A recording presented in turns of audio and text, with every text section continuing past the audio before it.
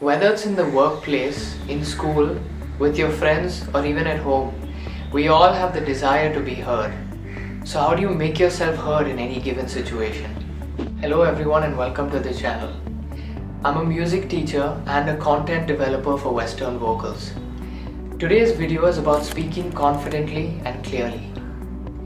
When I was a kid, I was carefree and loud, but I also used to have an annoyingly high-pitched squeaky voice. Especially when I was with my friends, I was sure to give the adults around a headache. But fast forward to much later, I had the exact opposite problem. Because I remember being told to shut up so many times as a kid, I overcompensated by becoming quiet as an adult. Added to that, I was at a place in my life where I wasn't achieving much, so all this led to me becoming very self-conscious and insecure. I just stayed quiet during every conversation and listened, hoping no one would ask me any questions. The worst part was, I didn't know how to change it back. I didn't know how to get that sense of carefree and loud back. I felt like I had to start from scratch. So I did. With a lot of self-reflection and work, I was able to build my speaking confidence back up. I want to share 7 tips with you based on my experience and the things I've read from books that helped me do this. So let's try and understand what speaking confidently and clearly actually means. So let's break it down in technical terms. Number 1, volume. Speak to be heard. Now you want to be careful with this one though. It doesn't mean that the louder you are, the better. Some people speak way too loudly and that just comes across as obnoxious. There's an optimal balance in the middle, best described by Roger Love in his book Set Your Voice Free. He calls it the listen to me volume. Just imagine you had something really important to say to your friend. Something you would absolutely not want her to overlook or forget. You would be quite audible and clear, but at the same time you wouldn't yell. You would attach importance to every single word that you say. This is usually the appropriate volume to use. Speak to be heard. Number 2, eye contact. Look at people while talking. One of the things I used to do before was looking at the floor while talking. I'm also a singer, so as soon as I got on stage, I used to either stare at the lights on the roof or the curtain at the back of the hall or just before the first row on the stage.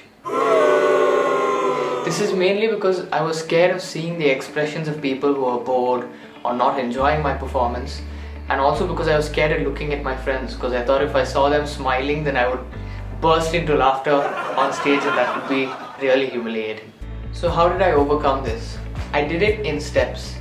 As always with anything guys, if you find something hard then take baby steps. You might think it looks silly from the outside, but never compare yourself with others. Even if someone else finds it easy, they might find something else hard that you find easy. Everyone has their own unique set of challenges to deal with. So I started with just glancing. I would still stare elsewhere, but once in a while I would look and make eye contact. Until one day, I finally decided, you know what's the worst thing that could happen? I got up on that stage and I decided to look at every single person in the audience. And that's when something magical happened. I stared at some people for so long that they got nervous and uncomfortable. Now, obviously that's not a good thing, but what I'm trying to say is it made me realize that other people are human too. If I could stare at someone and they felt nervous and uncomfortable, it means I'm not the only one who feels those things. Ever since I started making more eye contact with people, it surprisingly made me less self-conscious because I came to realize that people really don't care that much. Everyone has their own problems to deal with in life. All the things that I thought that I was doing that seemed funny or silly wasn't even being noticed by people that much.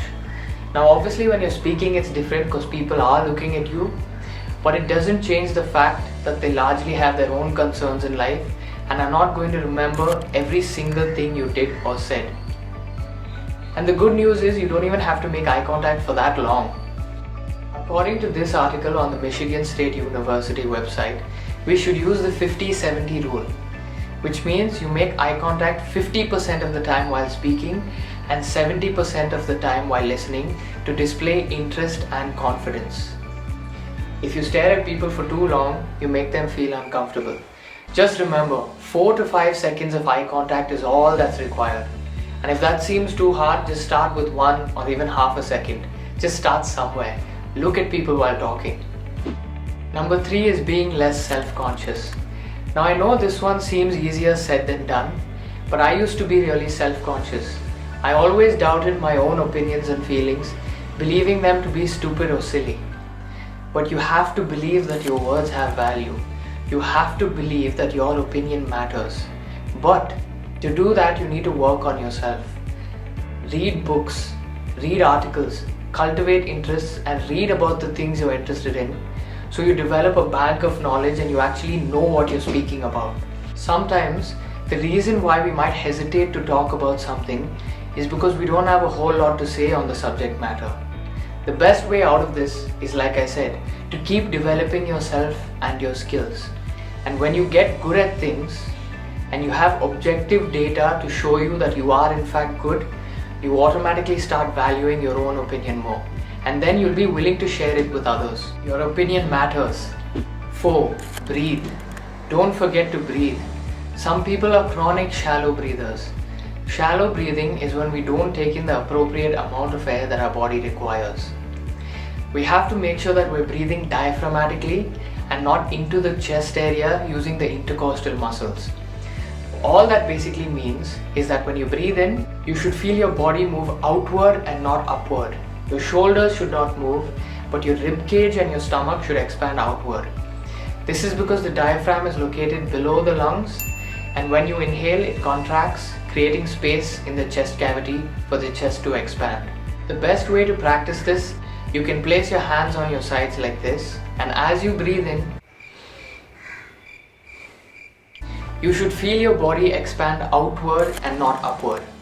So we need to keep practicing this to make sure that our body gets used to this. The next thing to do is to pause appropriately after each sentence so that we have the time to take a nice diaphragmatic breath. Even if it's half a second, that's more than enough so long as you're doing it the right way. This will space out your sentences and make you sound more relaxed and confident, as opposed to rushing it and making it sound like you just want to get the hell out of there. Taking your time with it shows that you are confident, because it shows that you're not afraid of the attention that you're receiving and you're willing to stand by what you say. It shows that you're not a person who just wants to say something quickly and run off because you're too afraid of being questioned for your beliefs. Take your time, soak in the spotlight, and don't forget to breathe. 5. Passion. Speak about things that matter to you. Although I believe it's possible to pretend to be interested in things for short amounts of time, in the long run it tends to show.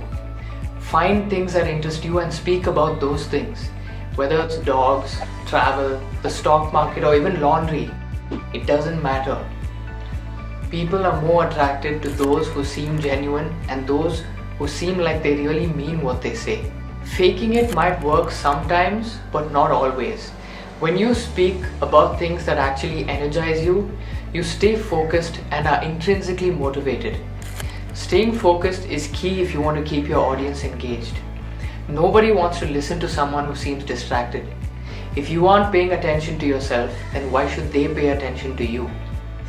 Intrinsic motivation is basically when you're motivated to do a task because you enjoy doing the task itself and not for some external reward. Numerous studies have shown that people who are intrinsically motivated are much more likely to perform better and persist through hardships. So speak about things that matter to you. 6. Don't be afraid of making mistakes. I used to be someone who was very afraid of saying the wrong thing out loud. I was afraid of being made fun of or being criticized for my opinions. So I would think of things 100 times before saying it. If you're someone who's like this, you should ditch this idea immediately. Although it is good to think about what you say, I've come to realize that allowing myself to make mistakes, admitting to it, and then correcting myself has just made me a better person overall. Oftentimes we are too hard on ourselves. We forgive others for their mistakes, but not ourselves. We are more inspired by the mistakes of others than our own.